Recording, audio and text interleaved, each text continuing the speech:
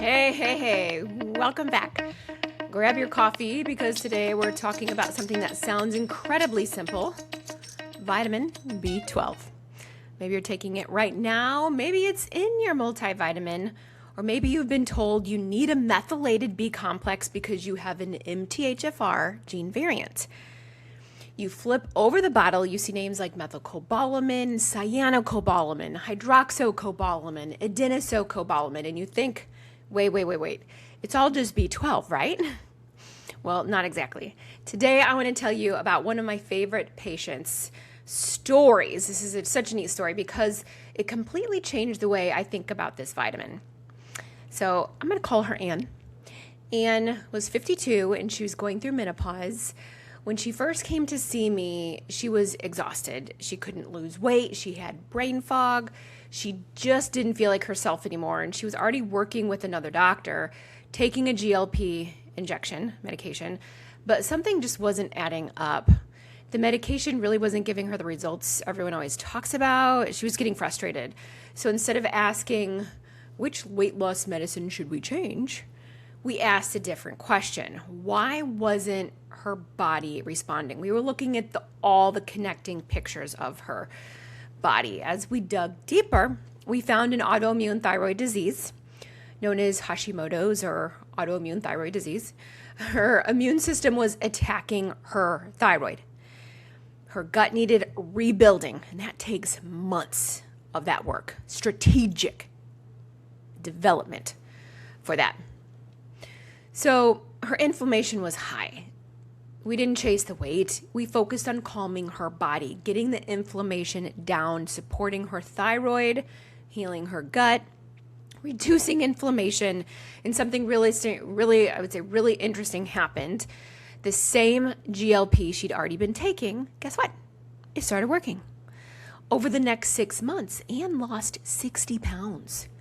Her energy improved, her brain fog lifted, she felt like herself again, and honestly, we were both celebrating. She was coming in, tell me about all her cosmetic procedures she's ready to have because of her loose skin, and let me tell you, I was celebrating with her. Then I repeated her lab work, okay? One marker caught my attention, and it was something called the homocysteine. You may have heard of this, you may not have heard of this, but it was a little bit higher than I'd like it to see. And really what I like to look at homocysteine is because it can be associated with increased cardiovascular risk levels, and that's not good. They tell us how efficient the body is handling methylation and processing things in the liver. It's super important for liver health.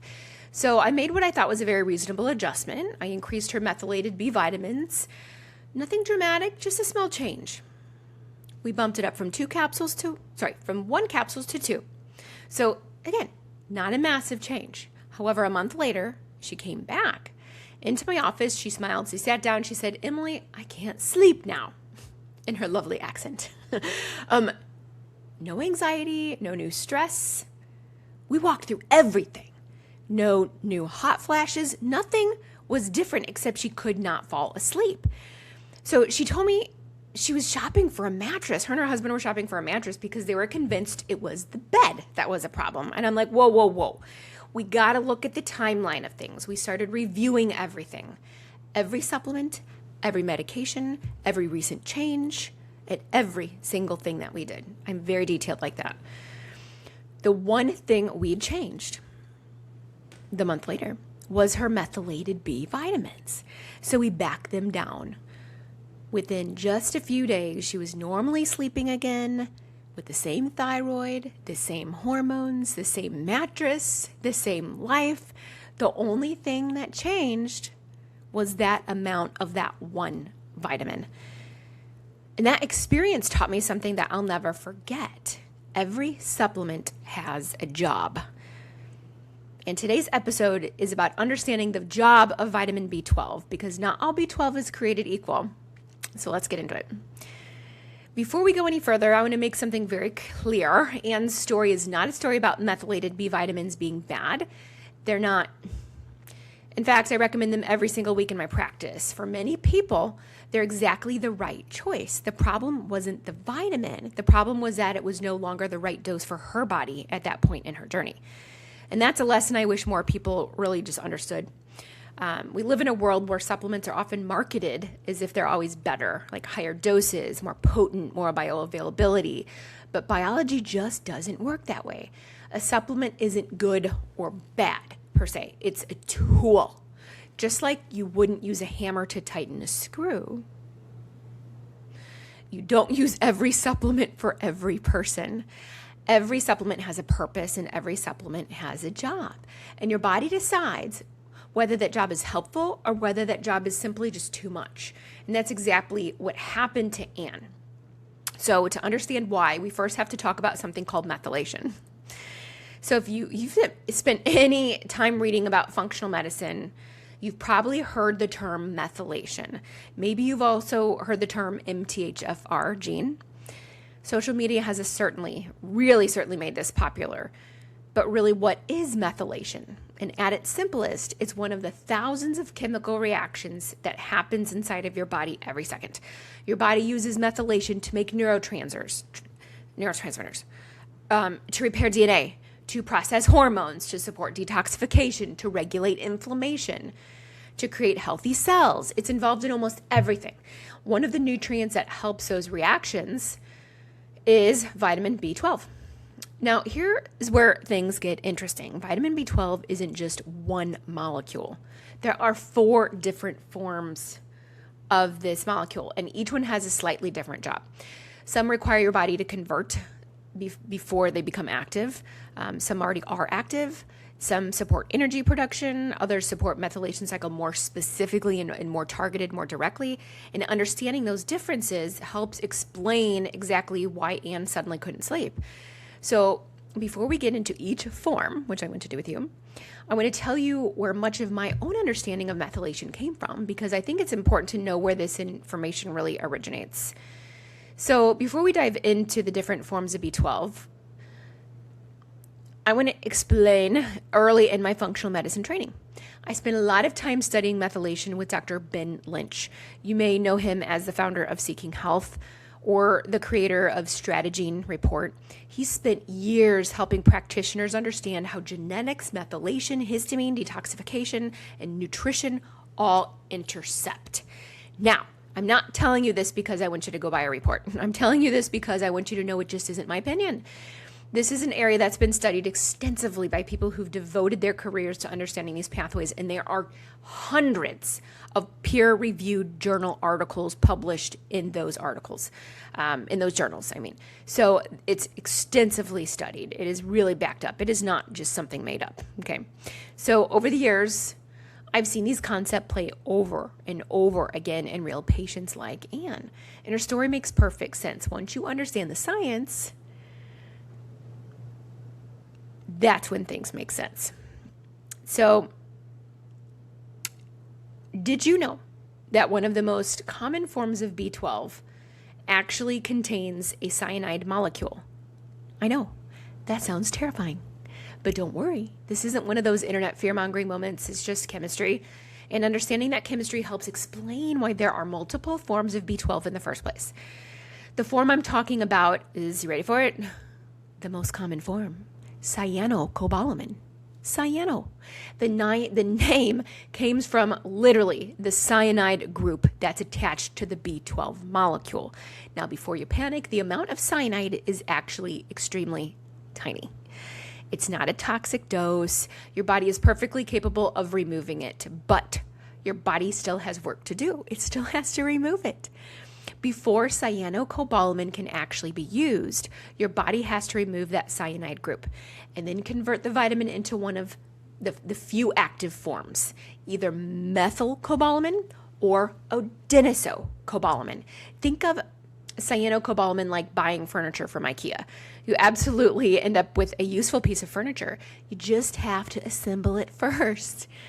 In the active forms, those come with the most of the assembly already done for them. Now, that doesn't automatically make cyanocobalamin bad. In fact, there's reason manufacturers really love it, and it's incredibly stable. It's inexpensive, has a long shelf life, which is why you'll find it in so many multivitamins and fortified foods and cheap products out there. It's really practical. It's not necessarily because it's the form your body prefers, but it's because it's the form manufacturers prefer. That brings us to another question. Why is it called cobalamin in the first place? And why is every B12 injection that beautiful ruby red color? Well, I have my answer for you. I've always wondered that, but I've researched it for you. You're welcome. Here's coming. If you've ever seen a B12 injection, you've probably noticed something, or maybe even a sublingual that you put in your mouth or liquid. It's bright red, almost ruby red, that color. And it's not food coloring, and it's not a dye that gets put in the B12. That is B12 itself. It's vitamin B12 itself. The reason why it's red is because right in the middle of every B12 molecule is a cobalt atom. That cobalt gives B12 its beautiful deep red color. In fact, that's where the name cobalamin comes from. Cobalt. Plus, amin, A-M-I-N. The vitamin was literally named after the metal sitting at its center. Now, here's my favorite part of the story. The word cobalt actually comes from a German word, kobold, K-O-B-O-L-D, kobold, which means globin. Centuries ago, German miners were digging for silver. Instead, they kept finding this strange blue-gray one, this gray ore, it was called, and it looked very valuable, but every time they tried to melt it down, it released poisonous fumes. They had no idea why. So they blamed goblins, like monsters, okay? Goblins. They believed these little underground spirits had stolen the silver and left behind a cursed rock instead. So hundreds of years later, scientists discovered that cursed rock contained cobalt. And eventually they found that same metal sitting at the center of one of the most important vitamins in the human body. I just love that. It's the same metal people once blamed on goblins and monsters. It's quietly helping your nervous system function, making healthy red blood cells and supporting your brain right now as you're listening to this podcast. So now that we know what B12 is, let's talk about the 4 different forms of this cobalt, okay? Because this is where Anne's story starts to make a lot of sense. So let's answer the question. If they're called B12, what are the forms? Well, because they each have a different job. And like hiring the wrong person for a job, using the wrong form or even the right form at the wrong dose can create problems. So let's meet them. Picture this. You're running through Target after work. You need shampoo, dog food, toothpaste, and you're almost out of your multivitamin. So you swing by the vitamin aisle and you grab the bottle that says complete multivitamin. You throw it in the cart and you keep moving. You probably never turned it over. You didn't read the ingredients list. You just wanted something with B12 in it because you needed it. That's cyanocobalamin. It's in the majority of multivitamins because it's inexpensive, it's stable, it sits on the shelf really, really well. For many perfectly healthy people, it's fine-ish. I'd say ish. Your body simply converts it into another active form before using it. It's just the form manufacturers most commonly choose. Okay. Now picture someone else. She listens to healthy podcasts. She reads books. She orders genetic testing. She found out she has MTHFR variant. Joined a few Facebook groups. Started researching methylation. Everyone kept saying, you need methylated B vitamins. So she bought a methylated B vitamin called methylcobalamin. Maybe that person is you. For many people, this form works beautifully. It doesn't need much conversion. It's already active. It directly supports the methylation cycle. But remember Anne? This is the form she wasn't taking, not because it was wrong, because after her labs came back, I intentionally increased it. I bumped it up. Her homocysteine suggested she might benefit from additional methylation support. So that decision made sense. But biology wasn't static, and sometimes your body says, okay, that's enough. Anne wasn't anxious. She wasn't having panic attacks. She wasn't under more stress. She just couldn't sleep. And once we reduced her methylated B vitamins, her sleep got better. She didn't need a new mattress. She just needed to go back into time and rewind time and undo something that was done specifically for her. She needed a different dose, and that was the clue. So now let's meet a different person. She's exhausted. She's not sleepy. She wakes up tired. She barely touches coffee because it barely helps her. She's just exhausted all the time. She feels like every cell in her body has a dead battery.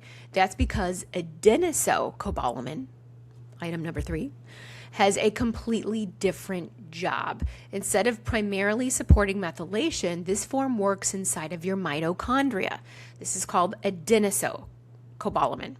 Okay.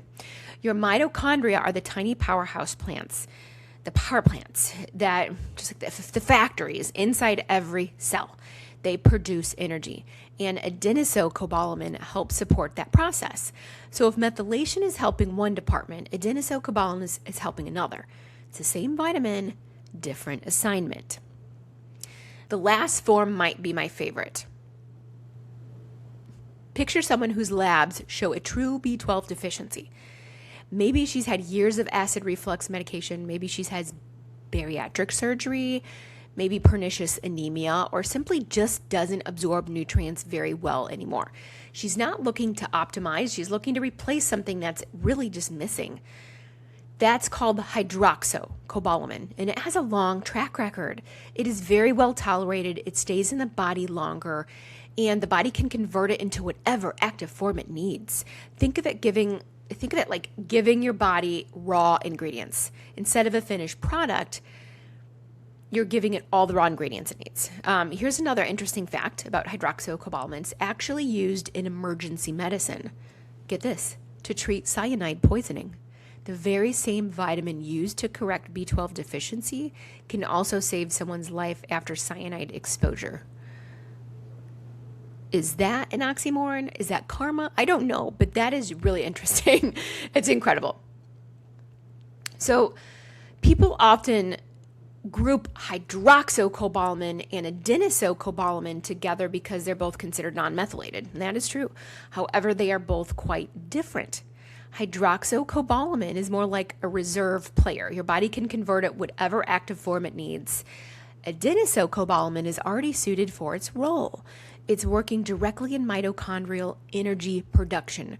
One gives your body flexibility, the other goes straight to work. Neither is better, it's just different, okay? So what I want to tell you is something that may surprise you. When researchers have compared these 4 forms for correcting an actual B12 deficiency, they really haven't found strong evidence that one is universally superior for everyone. That's important because the internet loves declaring winners. This is the best form. Never take that one. Everyone with MTHFR needs this form. No, science is rarely that simple. And Anne didn't have trouble because methylcobalamin is a bad vitamin. She had trouble because for her, at that dose, at that point in her health journey, it became too much. It overflowed. That's individualized medicine.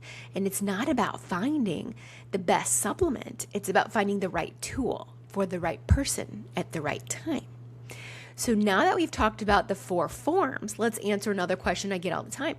If these forms are so different, which ones are actually found in food?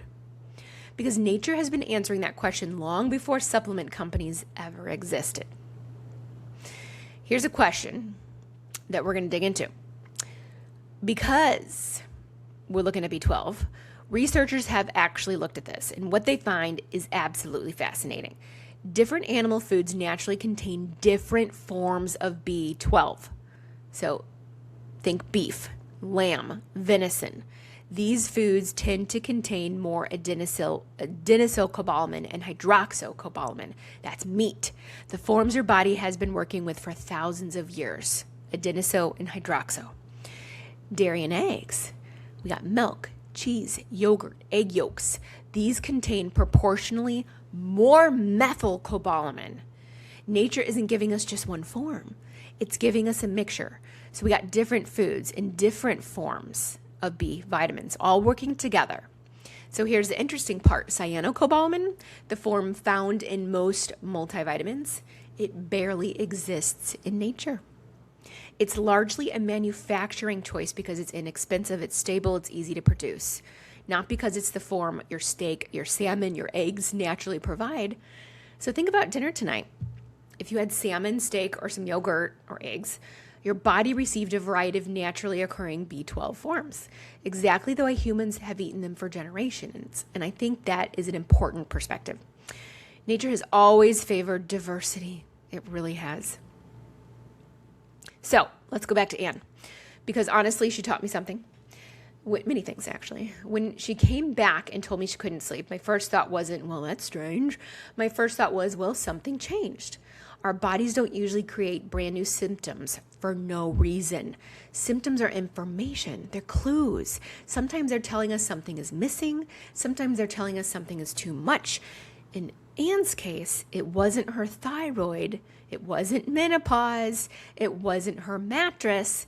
It wasn't stress. It was simply that her body was telling us this dose is no longer the right fit.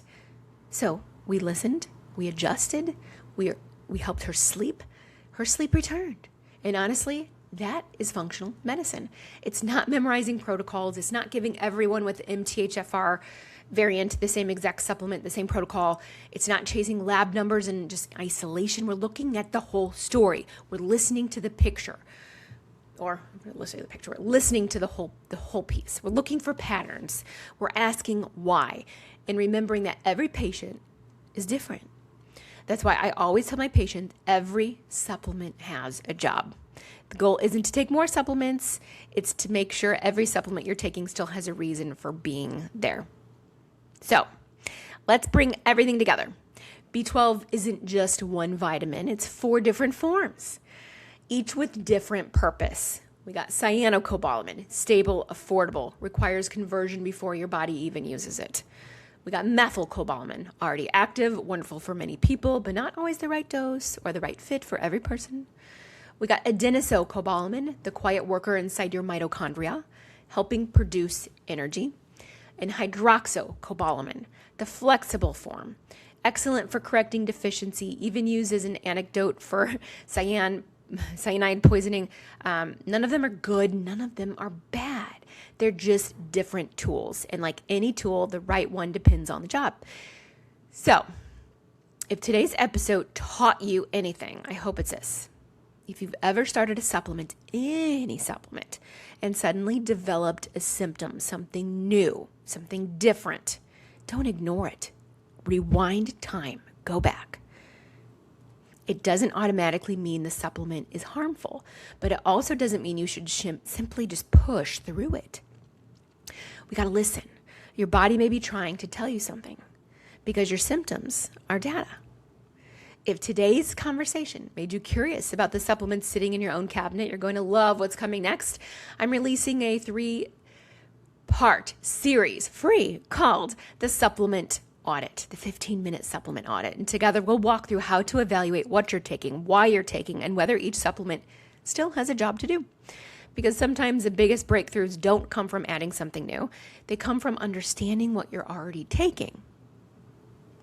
So, thanks so much for spending time with me today. If you find this episode helpful, do me a favor, share it with someone who says, I take B12, but I have no idea which one, because I promise they're not alone. Until next time, I'm Dr. Emily Wheeler, and remember, your body is talking. Let's keep listening.